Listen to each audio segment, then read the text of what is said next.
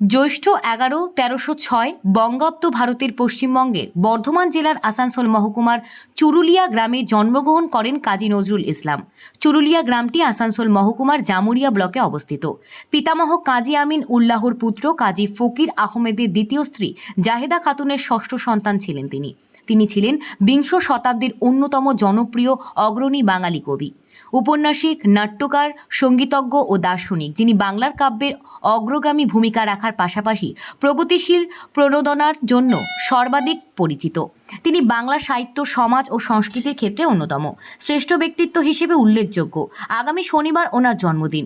রাজ্য সরকারের তথ্য ও সংস্কৃতি দপ্তরের উদ্যোগে ওনার জন্মদিনটি যথাযথ মর্যাদায় পালন করা হয়।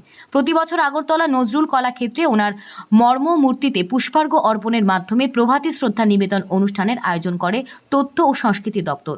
পরবর্তীতে কচিকাচারা নজরুল নৃত্য পরিবেশন করেন। আজ নজরুল কলাক্ষেত্রে চলছে প্রস্তুতি, পরিষ্কার করা হচ্ছে নজরুলের আবক্ষ মূর্তি।